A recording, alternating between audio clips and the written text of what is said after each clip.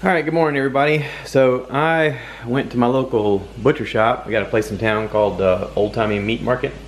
I've talked about them before. I wanted to cook a Boston butt. I got an 8-pounder. 8-pound, come on focus. 8-pound Boston butt. We've used this before. I'm going to use it again. I love it. It is some Dijon mustard, some honey, and some rub.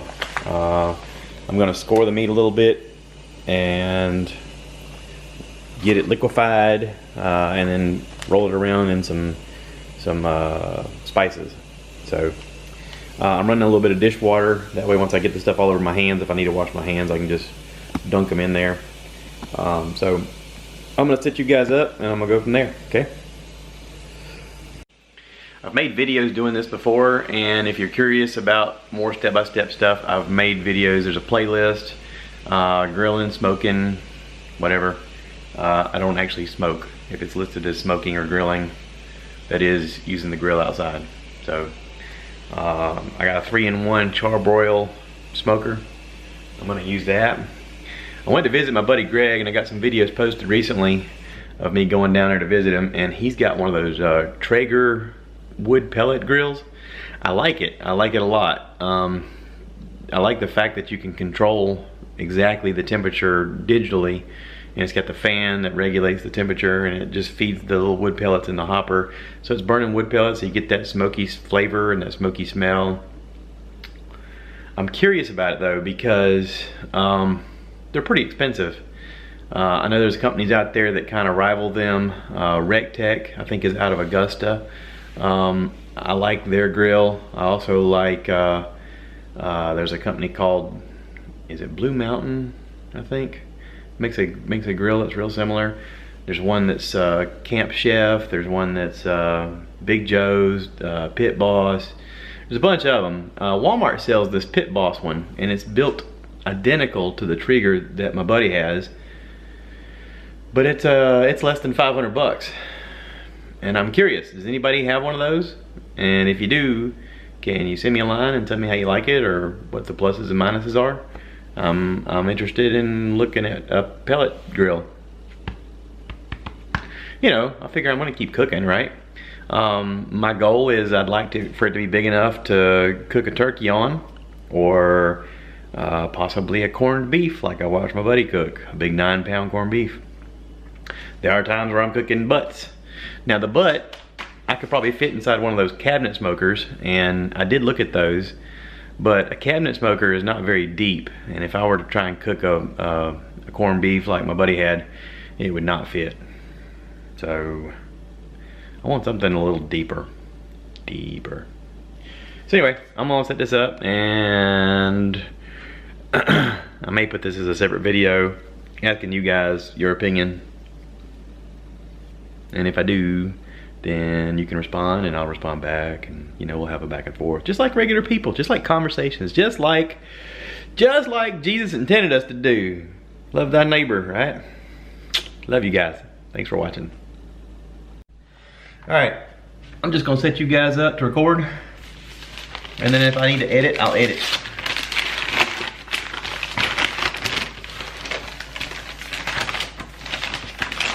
I'm gonna put this in the sink so it doesn't get bloody on everything. Oh yeah.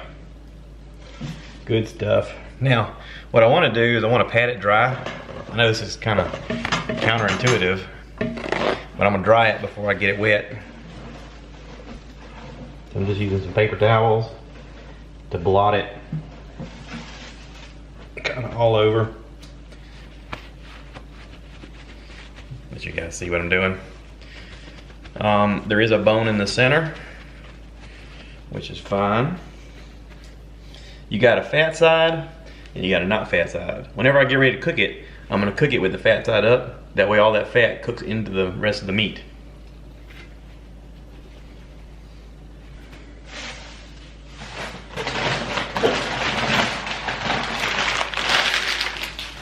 All right.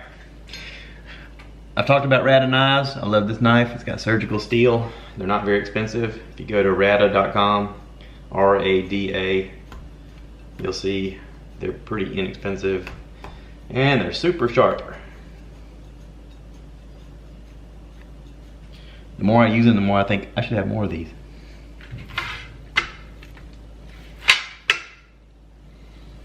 Some people cut this fat off. Why would you do that? There's all this flavor here.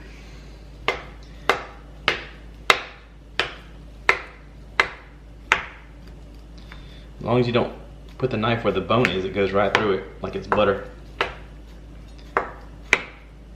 My thinking is that that gives it a faster pathway for all the stuff to go on the inside.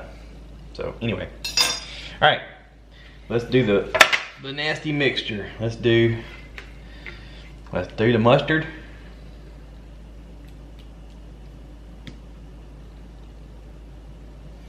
And let's do honey.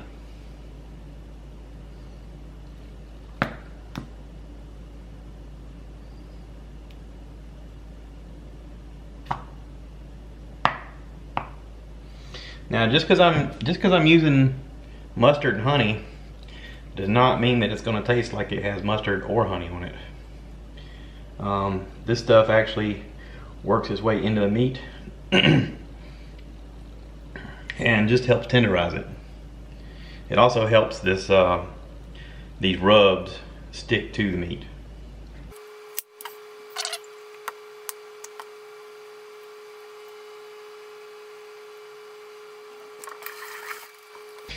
All right, now I'm just going to put on a liberal amount of spices. If it's extra, not a big deal. You're just going to keep working it into it.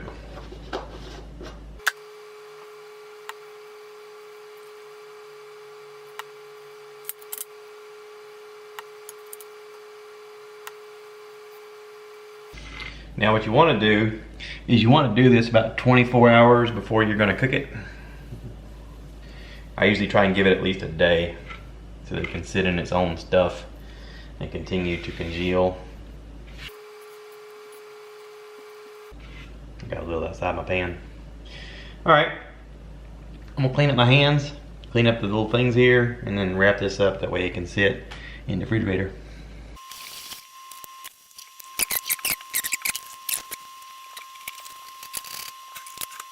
I want to wrap it up, but I also don't want to put the cling wrap directly on it because I don't want to lift that stuff off of there whenever I pull it off. What I'm thinking about doing is using some parchment paper. Just put the parchment paper over it, because that way when it's done you just lift it off. It doesn't stick to parchment paper. Does that make sense? I'm not really sure if that part's right, but I'm gonna try it.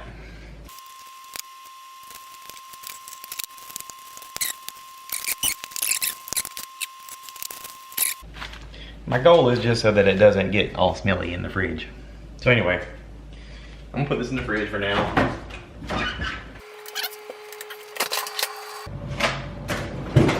I'm also gonna defrost some apple juice concentrate. I have a spray bottle. You've probably seen in the past, I use my spray bottle. And I spray this on the meat. It helps it bark up and it tastes really good.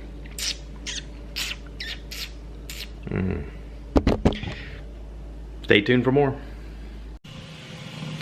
All right, Saturday morning, I went ahead and turned on the grill. That way it can start getting warm. I'm gonna transfer the meat from the pan over to my basket. I got a basket for my grill. The meat here, get you guys to sit right here for right now. I'm gonna take this off. Now I've used things like aluminum foil or wax paper in the past, and it sticks way too much. The parchment paper doesn't really stick too much. You can see most of it is dry, and you get this nice glaze, meaty look. Isn't that pretty? I'm gonna fit this down inside of here and put it on the grill. I got some smoker chips from my grill. I got my apple juice. I'm gonna put in my sprayer. Should be good.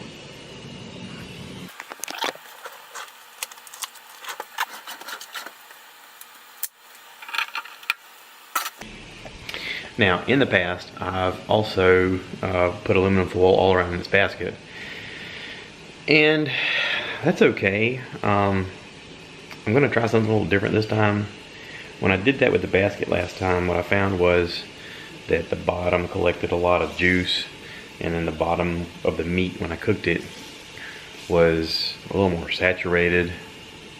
And I didn't get that all over bark like I was looking for. This will achieve that all over bark. I am going to try something a little different this time. I've got an injector and I've got some orange juice or apple juice right here. Now I am going to put it in a spray bottle and spray it once it starts cooking. But I'm going to put some of this juice in the actual meat. Apple juice. Just poke it in the meat. Squeeze it in different sections. Do this twice because it's an 8-pounder. That's all I'm gonna do for right now. All right, now I'm gonna go take it and put it on the grill. I almost forgot to say, don't forget to put your meat probe in your meat. You want to stick it in the thickest part.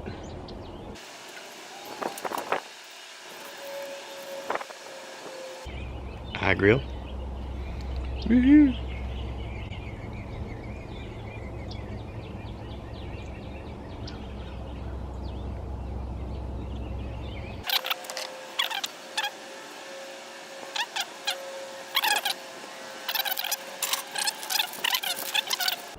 It's very bright out here.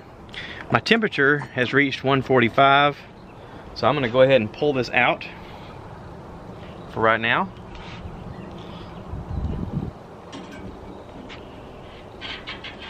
Dun, dun, dun. You see that meat?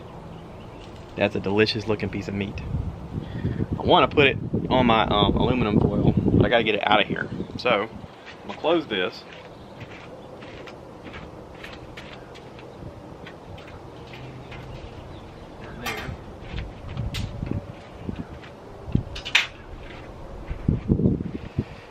The trick is I got to get it out of the wire rack without burning myself, and I'm gonna put it on this aluminum foil. That will be a trick. But Josh, how are you gonna do it? I don't know.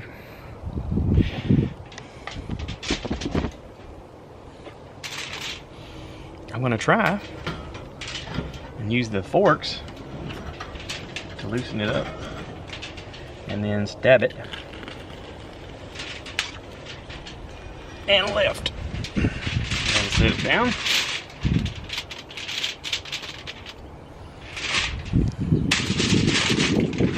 And I want to move this basket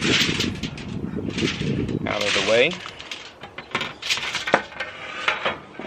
Well, I could just sit it right there for right now.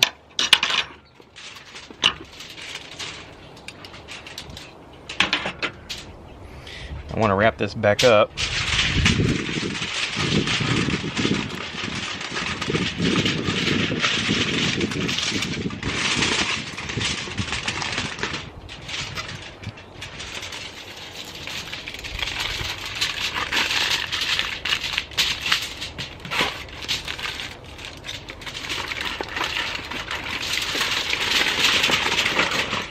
Now, I learned a bit of this from watching Greg.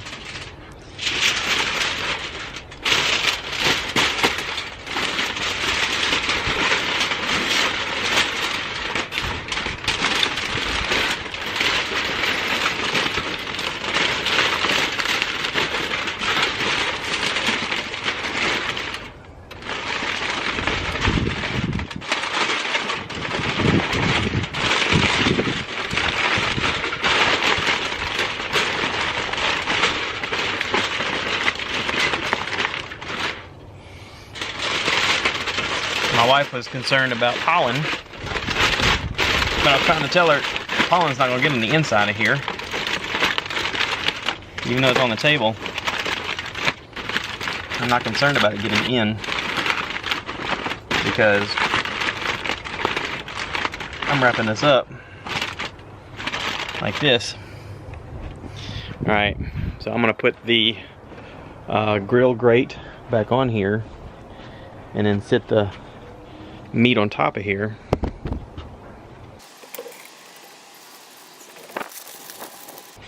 All right, even with it being 145, I still want to heat it up more. So I'm gonna put the rest of this juice, this apple juice, inside of here.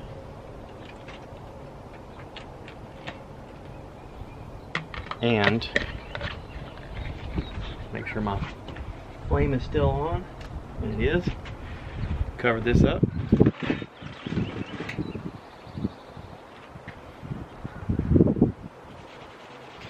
And I want this to cook to I think 195. I gotta check the website I was looking at. And then we'll go from there. Okay, my little temperature thing has said that it's at 195. I went ahead and took off the end of the probe that sends the signal and made sure that it was disconnected so the battery wouldn't keep turning it down. I'm gonna leave the wire in there for right now. I'm gonna pull that off later. I've got a cooler with some old rags. I'm just gonna pull this off and sit it in there. I got trying to sit you guys up on my spider tripod here. Spider tripod, does whatever a spider tripod can. Now this meat is extremely hot and I can still feel it cooking inside of there, which is fine. I'll pull that off. Now I'm gonna wrap some blankets, old rags around it. I got my grill turned off. I'm gonna let that cool down. And I'm gonna take this cooler inside. I don't wanna leave it out here. We're actually gonna clean up out here. We got pollen everywhere. Pollen has just turned, you can see it on the table, on the deck. It's just yellow and yucky. Blech. Anyway, stay tuned. All right, it has sat in the cooler for about 3 hours. I took it out, I cut a little hole in the bottom, let some of that stuff drain.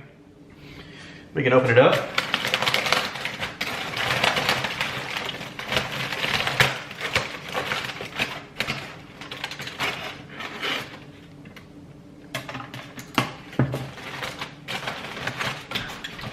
Look at that.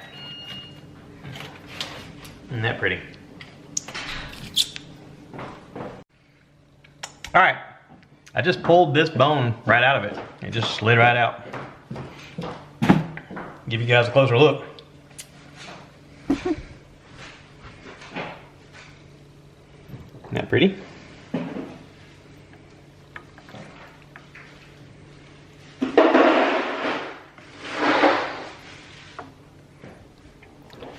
Mmm.